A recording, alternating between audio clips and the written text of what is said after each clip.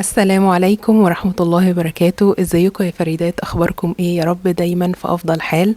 الفيديو بتاع النهاردة ده هتكلم معاكم فيه على حاجات معينة موجودة في حياتي اصبحت خط احمر، ما اقدرش ان انا اتهاون فيها او ان انا استغنى عنها. اصبحت جزء لا يتجزأ من اسبوعي ومن حياتي ومن يومي، من كتر ما انا حسيت ان هي بتفرق وبتديني تأثير قوي جدا على طاقتي، على يومي، على صبري، على نفسيتي، حتى في النشاط وروقان البال. كده بقيت بحس ان انا افضل بكتير.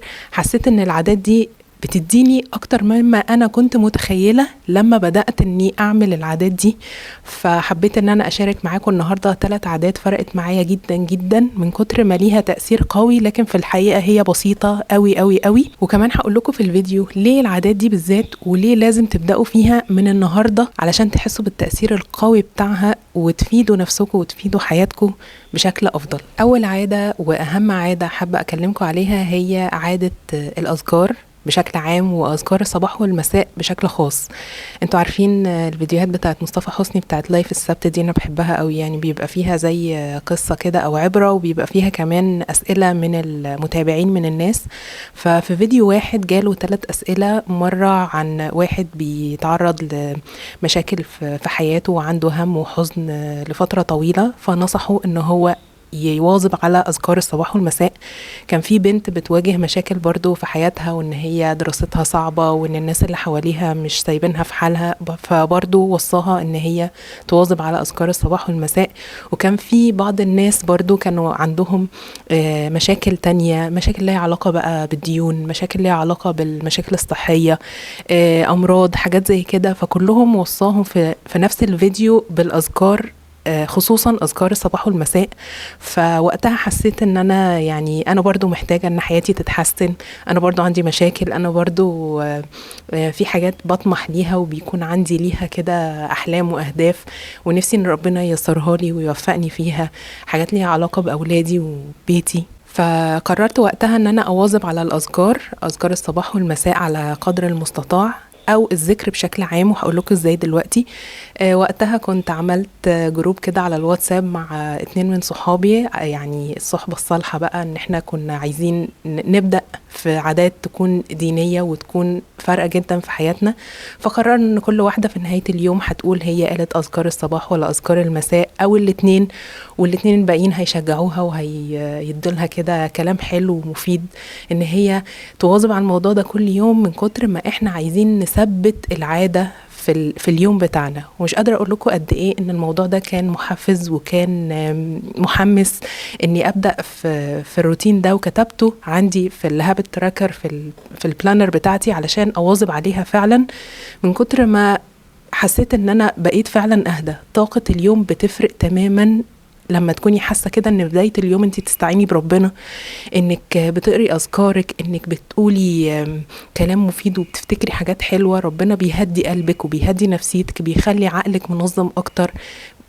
بشكل عام بيبقى فيه حلم كده وصبر عندك، ما بيبقاش موجود الموضوع ده لو انت ما قريتيش الاذكار في اليوم. يعني في اليوم اللي بتنسي فيه، يعني انا عن نفسي، يعني في اليوم اللي بنسى فيه، او اليوم اللي مثلا بنشغل فيه بحاجات تانية وببقى عايزة اقول الاذكار وما بقولهاش، ففعلا بحس ان اليوم في حاجة ناقصة. اليوم فعليا بقى مش حاجة ناقصة، بيبقى اليوم في حاجة غلط، في حاجة غلط متغيرة عندي ان انا ما عملتهاش النهاردة. وبتبقى الاذكار على الاقل اذكار الصباح.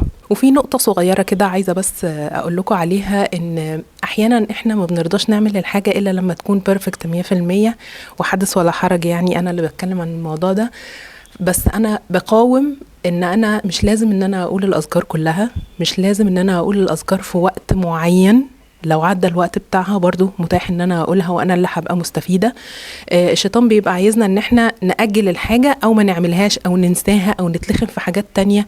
المهم ان هو يعطلنا عن الهدف، ان احنا نقرأ وان احنا نهدف نفسنا كده ونستعين بربنا وناخد فعلا الفوايد اللي هتعود علينا لما نقرأ الاذكار فعليا مش بتاخد 10 دقايق في اليوم. اذا كان اذكار الصباح واذكار المساء مش لازم تقريها كلها، مش لازم تقريها في ميعادها. ثبتي العادة عندك عندك واستعيني بالله ان هو يوفقك ليها، وهتاخدي منها فوائد كتيرة جدا. وعايزة اقولك ان الموضوع ده ما بيتجربش، بس كان في حديث كده عن الرسول عليه الصلاة والسلام لواحد جاله وقال له انا يعني فيما معنى الحديث ان هو بيقول له انا بصلي عليك كتير يا رسول الله، فقول لي اجعل قد ايه ليك من صلاتي، يعني من الذكر بتاعي. فقال له التلت، قال له إن شئت وإن زدت فهو خير. فقال له طيب النص، قال له إن شئت وإن زدت فهو خير. قال له طب التلتين، قال له إن شئت وإن زدت فهو خير. فقال له أجعل لك صلاتي كلها، يعني أجعل ذكري كله يكون صلاة عليك يا رسول الله. فقال له إذن تكفى همك ويغفر لك ذنبك. احنا مش بنجرب الموضوع ده، الموضوع ده مؤكد ان الذكر مش شرط ان هو طبعا يكون صلاة على النبي، وان كانت الصلاة على النبي يعني هي التاج بتاع الموضوع كله، لكن مفيش مانع ان احنا ننوع ما بين الاذكار. لكن اذكار الصباح واذكار المساء قد ايه بتحمينا من حاجات احنا مش متخيلينها ممكن تحصل لنا، وحاجات ربنا بيكفينا شرها يعني. فدي من العادات اللي كانت فارقة جدا جدا جدا في حياتي. العادة التانية من العادات اللي فرقت معايا وبقت خط أحمر في حياتي هي عادة المشي. على فكرة المشي يعتبر من مش مجرد رياضة او ان هو عادة كده موجودة في حياتنا وخلاص. في ناس تقولك انا عايزة امشي، عايزة اهضم، عاوزة اتمشى، اشوف ناس، اعمل بتاع. لكن المشي بالنسبة لي كان عبارة عن علاج طبيعي للطاقة والتركيز والذهن وكل حاجة جوه جسم البني ادم ودماغه ونفسيته بتتظبط بالمشي. عايزة اقول لكم اولا المشي اذا كان مثلا كل يوم لمدة ولو 10 دقايق او 20 دقيقة تلت ساعة كده في مكان يكون هادي ومكان يكون يحبذا يكون في الطبيعة، لكن لو هو مش موجود مثلا في جنينة او حاجة زي كده فممكن تمشي في الشارع. مجرد انك هتمشي في مكان هتكوني مبسوطة جدا، ان هتحسي مستويات السعادة عندك بدأت تزيد، لان المشي بيحفز هرمون السعادة اللي هو الاندورفين. فهتحسي بعدها ان انتي والله انا مبسوطة، حاسة ان ذهني صافي. بالاضافة لان هو بيزود عندي جدا من الطاقة والتركيز. بحس المشي كده بيخليكي كل ما انتي ماشية بتنزلي كده من دماغك حاجة من اللي مضايقاكي، حاجة من اللي مسببه لك مشاعر سلبية.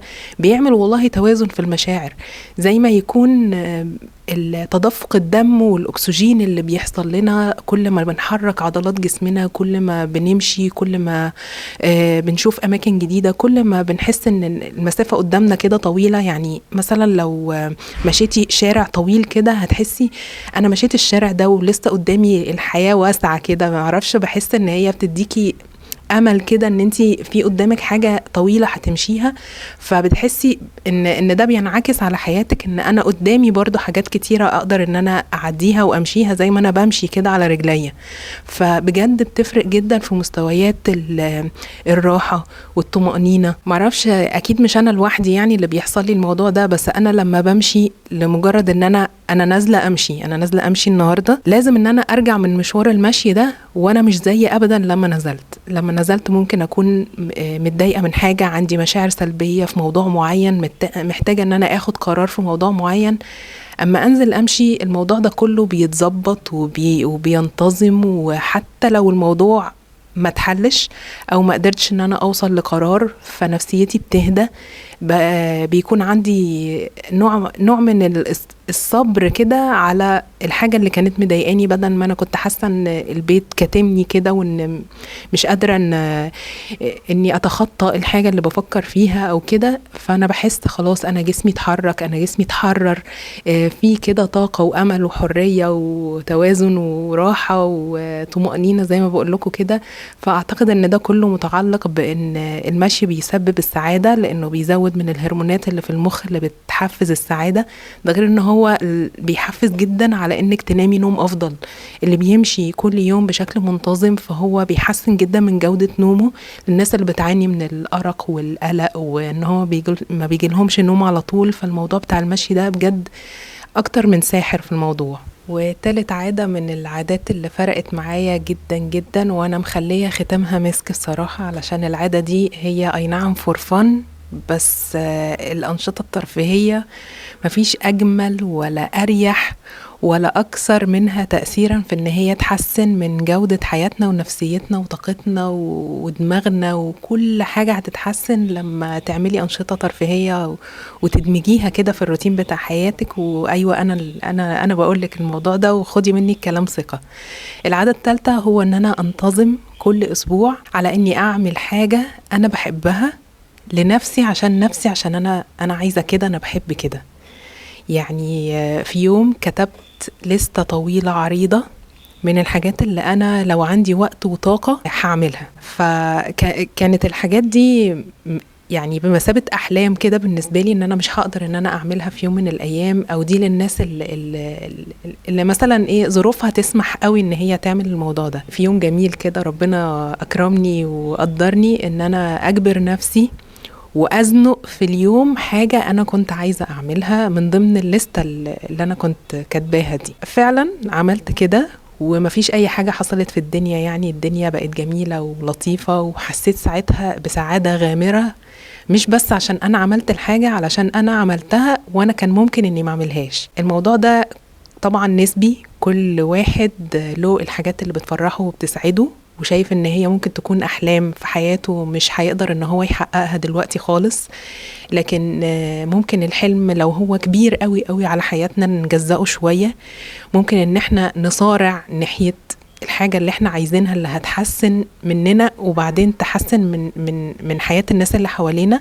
يعني احيانا مثلا كنت بستخسر اقضي وقت في حاجة ليها علاقة بيا انا شخصيا، في حين ان انا ممكن اقضي الوقت ده مع عيلتي، او ان انا اكون في مساعدة حد محتاجني او حاجة زي كده. لكن اكتشفت ان انا لو انا نفسي مش مبسوطة، عمري ما هقدر اني حبسط حد تاني بحاجة ممكن أكون بقدمها له بشكل مش كويس لو أنا تعبانة أو أنا متضايقة، أو أن أنا مش بقدم لنفسي المساعدة أو الراحة أو الترفيه اللي هي محتاجاه، زي ما أنا ممكن أكون بقدم الموضوع ده لحد تاني. أنا بحب جدا أن أنا أتمشى وأتفرج على المحلات، فكذا مرة نزلت عملت كده.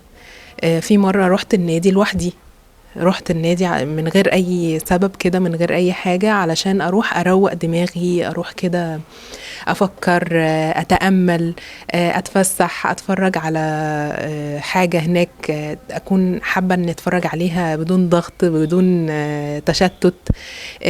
ممكن أنزل أقعد في كافيه لوحدي، أشرب لي حاجة كده في أيام مش رمضان طبعا، أيام كده العادية، أشرب قهوة لوحدي، أشرب مشروب بحبه لوحدي، أقضي وقت كده يكون فصلان ما بين المعارك، يعني استراحة محارب كده. يعني مرة كل أسبوع، مرة كل شهر، ممكن أن أنا أنزل أشتري لنفسي هدية، أشوف كده أنا كنت حاطة إيه في الويش ليست بتاعتي، وأبدأ أني أشتري لنفسي هدية وأفرح أن الهدية دي أنا جايبها لنفسي. يعني غير أن أنا أكون بشتري حاجة أنا محتاجاها، لا، أنا بشتري حاجة هدية لنفسي. فدي من الحاجات اللي كانت مفرحة جدا بالنسبة لي. ممكن أن أنا أمارس هواية. في يوم أنا نزلت جبت شوية خرز وشوية خامات اكسسوارات، وبدأت ان انا استرجع الهواية دي من تاني. انا كنت بمارس الهواية دي من سنين، وكانت شغل ليا من سنين برضو، دلوقتي بقت هواية أنا ما كنتش بعملها بقالي كذا سنة. نزلت وجبت خامات وبدأت ان انا اشتغل فيها، وبدأت استرجع الذكريات وعملت حاجات، فكنت مبسوطة قوي من نفسي ان انا ما كنتش، كان ممكن اني ابدأ في اي حاجة من الحاجات اللي بتبسطني وبتدي، يعني بتديني شعور طيب جدا جدا عن نفسي وعن حياتي، لو انا ما كنتش صارعت اي ظروف وعملت الموضوع ده. فعلا حسيت ان الموضوع ده فارق بشكل مش متخيلينه في ان انا اكون مبسوطة وراضية عن حياتي بشكل كبير، الحمد لله. يمكن لو ما كنتش زنقت نفسي في الحاجات اللي انا بحبها ان انا اعملها، يمكن ما كانش الشعور ده جالي، يمكن ما كانش دماغي هيبقى فيها مكان لاني اقوم بمهامي او بواجباتي ضمن ظروفي اللي هي كانت ضغطاني. ولولا الحاجات دي انها دخلت على حياتي وانا دخلتها بقى غصب وعنوة، ادتني التأثير اللي اقدر بيه اعمل اي نشاط في حياتي تاني وانا اكون مبسوطة. بالعكس هعمله كمان بجودة افضل، هعمله وانا اكون مبسوطة، اكون راضية، يكون الناس اللي حواليا او الحاجة اللي بعملها دي تكون فعلا فارقة، وما تبقاش تقضية واجب كده وخلاص. فأرجوكوا جربوا العادات اللي أنا قلت لكم عليها دي، هتحسوا فيها تأثير كبير جدا جدا على حياتكم. وما تقولوش أبدا احنا ما عندناش وقت، ما تقولوش أبدا احنا ظروفنا ما تسمحش، ما تقولوش ده لناس معينين. أنا بكلمكم من واقع تجربة. في يوم من الأيام أنا ما كنتش متخيلة أبدا إن أنا ممكن أعمل الموضوع ده أو إن أنا أواظب عليه، لكن ابدأوا وحياتكم تستاهل إن هي تتحسن. وجربوا فيها مرة واتنين وتلاتة لحد ما تقدروا. واحنا دلوقتي ملناش عذر، طالما في حد تاني عملها يبقى احنا إن شاء الله باستعانة بالله كده نقدر إن احنا نعملها. أتمنى يكون الفيديو بتاع النهاردة ده عجبكم وفادكم. أشوفكم إن شاء الله في فيديو جديد. شكرا ليكم، السلام عليكم.